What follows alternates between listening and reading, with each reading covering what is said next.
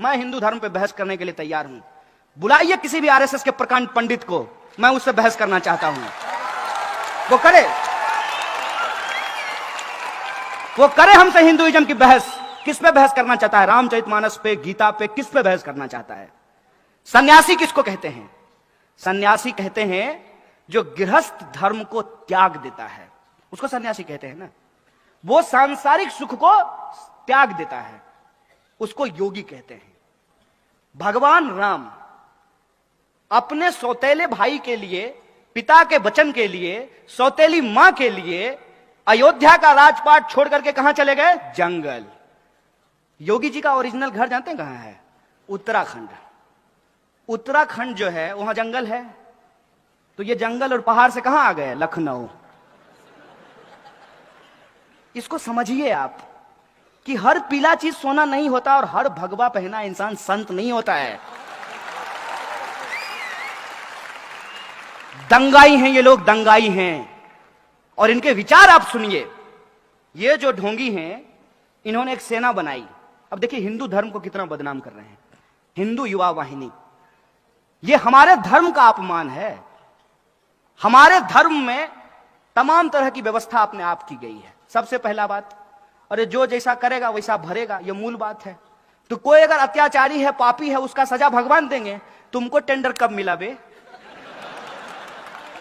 कब बोले राम जी? बताओ हमको, कौन सा तुमको फैक्स आया है कि हमको बड़ा तकलीफ हो रहा है, हमारा घर बना दो? तुम राम का घर बनाओगे? हैं? अपना उपाय नहीं, अपनी कुर्सी के लिए, अपनी राजनीति चमकाने के लिए, अपने गली चौक चौराहों पे बांह फैला के घूमने के लिए तुम हमारे भगवा रंग का बदनाम कर रहे हो। तुम हमारे राम का अपमान कर रहे हो। क्या होता है भगवा रंग? भगवा रंग इस देश में वीरता का प्रतीक है, कायरता का प्रतीक नहीं है। भगवा रंग इस देश में लोगों को बचाने का प्रतीक है, लोगों को मारने का प्रतीक नहीं है। भगवा रंग इस देश में साहू जी महाराज का रंग है, छत्रपति शिवाजी महाराज का रंग है, तुकाराम का, संत तुकाराम का रंग है। और तो और यहां कुछ बौद्ध भिक्षु बैठे हुए हैं। बौद्ध भिक्षुओं का छीवर का रंग भगवा होता है, जो शांति और अहिंसा की बात करते हैं। किसको बेवकूफ बना रहे हो? राम के नाम पर अपनी कुर्सी और अपना दुकान चला रहे हो। एक बात हमको बताइए, ये रामचरितमानस की बात करते हैं। मैं रामचरितमानस पढ़ा हूं। रामचरितमानस में 1 दर्जन से ज्यादा शब्द उर्दू के हैं। गरीब नवाज शब्द रामचरितमानस में लिखा हुआ है। और उर्दू जो है वो हिंदुस्तान की भाषा है, वो अरब की भाषा नहीं है। हिंदुस्तान में ही उर्दू बोली जाती है। रामचरितमानस जो है उसमें एक पंक्ति लिखी हुई है तुलसीदास की। हालांकि तुलसीदास ने कुछ गलत बात भी लिखा है, जिसका हम खुले तौर पे जो है समर्थन नहीं करते हैं, विरोध करते हैं उसका। रामचरितमानस में लिखा है, रावण रथी विरथी रघुवीरा। रावण रथ पर है और भगवान श्री राम पैदल चल रहे हैं। अभी बंगाल के हाई कोर्ट से रथ यात्रा निकालने का परमिशन किसको मिला है? राम जी को कि रावण जी को? तो सोचिए ना, अपने तर्क का इस्तेमाल कीजिए ना। और मैं गलत हूं तो मुझे बताइए, मैं अपने आप को ठीक कर लूंगा। मैं प्रधानमंत्री थोड़ी हूं कि कुछ बोलने के चलते आपको जेल में डलवा दूंगा। आपको सुन करके आश्चर्य होगा, मोदी जी एक बार एक राज्य के दौरे पे गए। एक डीएम जो है वो चश्मा लगा करके उनके सामने खड़ा था। भूल गए होंगे आप लोग, अरे रोज नई नई घटना घटती है, कितना याद रखेंगे। चश्मा लगा करके खड़ा था छत्तीसगढ़ में। उस डीएम को सस्पेंड कर दिया गया। बिग बॉस के सामने तुम चश्मा लगा लोगे? अब आप सोच के देखिए। आप नौजवान हैं, आप यूपीएससी करना चाहते हैं, आप महाराष्ट्र पीसीएस का एग्जाम पास करना चाहते हैं, और ऐसा आदमी जो अभी तक अपना डिग्री नहीं दिखाया है, उसके सामने आप चश्मा लगा लें तो आपको नौकरी से निकाल दिया जाएगा। आप ऐसा भारत चाहते हैं क्या? हमने ऐसे भारत की कल्पना की थी क्या? लोगों ने 2014 में मोदी जी को इसी बात के लिए वोट दे दिया था। 2014 में मोदी जी को वोट विकास के लिए दिया गया, अच्छे दिन के लिए दिया गया, करप्शन पर कार्रवाई करने के लिए दिया गया, महंगाई को कम करने के लिए दिया गया, किसानों की आत्महत्या को रोकने के लिए दिया गया। कौन सा एक काम है जो सरकार ने किया हो और हम लोग उसको स्वीकार नहीं कर रहे हो? आप ही हमको बता दीजिए। क्या इस देश में किसानों की आत्महत्या रुक गई? और क्या किया गया किसानों के लिए? कोई स्टेप भी अगर लिया गया होता तो हम मान लिए होते। जो योजना को ये गला फाड़ फाड़ करके बताते हैं उज्ज्वला योजना, उसकी हकीकत क्या है? हकीकत यह है कि जो लोग गैस सिलेंडर लिए हैं उस योजना के तहत दोबारा उसको भरवा नहीं पा रहे हैं, उसका रिफिल नहीं करवा पा रहे हैं। 400 का सिलेंडर 1100 में मिलने लगेगा तो आप कहां से भरवाएंगे? आप हमको बता दीजिए तो। इस देश के कितने परिवार हैं जो 1100 का गैस सिलेंडर भरवा सकते हैं? और सामने से आदमी जिसको आप प्रधानमंत्री कहते हैं वो सामने से झूठ बोल रहा है और आपको कह रहा है कि पकौड़ा बेचना रोजगार है। आप लिखिए, my views are not political, apolitical. ये सवाल समझ में नहीं आएगा। इनको 1 मिनट के लिए छोड़िए। आप अपने दिल पे हाथ रख करके हमको बताइए कि आपका अच्छा दिन आ गया, तब आप कैसे कहते हैं कि मोदी जी बढ़िया आदमी है? और जब हम मोदी जी पे सवाल पूछते हैं तो कहते हैं कि मोदी जी का विरोध करने के अलावा आपके पास कोई काम नहीं है। हम बोले हम इतना निकम्मा हैं कि एक निकम्मा प्रधानमंत्री का विरोध करने का अपने आप का अपना काम समझे हम?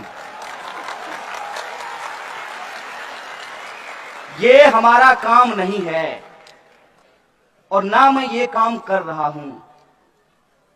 हम लोगों को एक बात समझनी होगी कि हमारे इर्द गिर्द जो चीजें हो रही हैं वो अपने आप नहीं हो रहा है, उसके पीछे एक कारण है। हर कारण का एक परिणाम होता है, हर परिणाम का एक कारण होता है। उस बात को जब आप समझेंगे तो आप भी मेरी तरफ परेशान हो जाएंगे। आपको सोच सोच करके आश्चर्य लगेगा कि इस देश में हो क्या रहा है और क्यों हो रहा है। जब आप इस बात पर विचार करेंगे कि इस देश में संविधान खतरे में कैसे है तो आपको यह सच चारों तरफ दिखने लगेगा।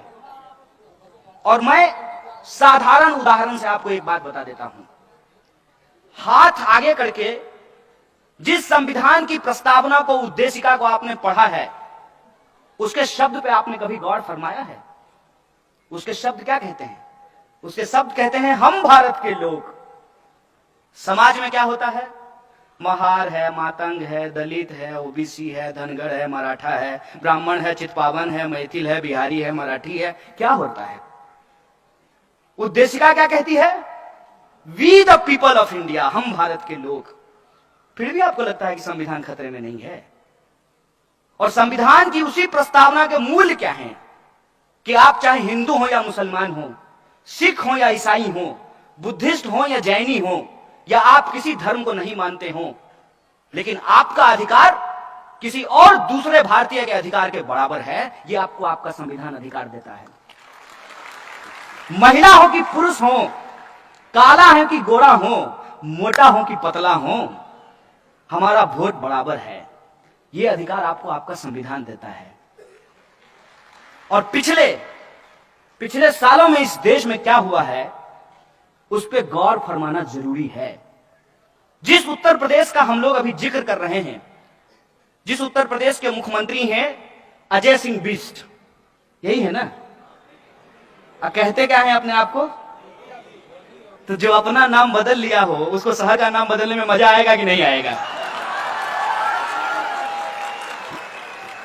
बहुत स्वाभाविक बात है। जिसको अपने ही नाम पे भरोसा नहीं है उसको फिरोजाबाद, फैजाबाद, उस पर क्या भरोसा रहेगा?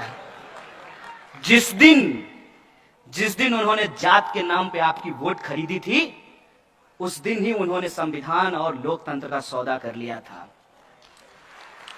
और आज मैं आपको एक सच बताता हूं, संविधान आपको अधिकार देता है ना कि इस देश का कोई भी नागरिक चुनाव लड़ सकता है। संविधान आपको यह अधिकार देता है ना कि अंबानी के बेटा का वोट और एक जूता सिलने वाले इंसान के बेटे का वोट बराबर होगा। यह संविधान आपको हक देता है कि नहीं देता है? क्या एक जूता सिलने वाला का बेटा चुनाव लड़ सकता है? वार्ड पार्षद का चुनाव लड़ करके दिखा दीजिए हमको। नॉमिनेशन फॉर्म लेने जाइएगा ना, यही लोकतंत्र के रक्षक सब आपका पैर तोड़ देंगे। यह है लोकतंत्र की स्थिति। और फिर भी कहते हैं कि हमारा देश और संविधान खतरे में नहीं है। 500 रुपए लेकर के किसी को वोट करके हम अपनी जिम्मेदारी से भूल जाते हैं और वो 500 रुपए दे करके आपका हजारों करोड़ रुपए अपने दोस्त को देकर के देश से भगा देता है। अभी भी कुछ लोग जनधन योजना में जाकर के खाता चेक करते हैं 15 लाख आया कि नहीं आया। ए भाई साहब, अरे आपके नल में पानी नहीं आता है, आपके अच्छे दिन कहां से आएंगे? आपके पड़ोस में साफ सफाई नहीं होती है, आपके खाते में 15 लाख रुपए कहां से आएंगे? फिर भी एक सपना था, पहली पहली बार मुदिए, दिल गया हार मुदिए। होता है, कोई चीज अगर आपके सामने इस तरह से बेची जाएगी तो आप खरीद ही लेंगे।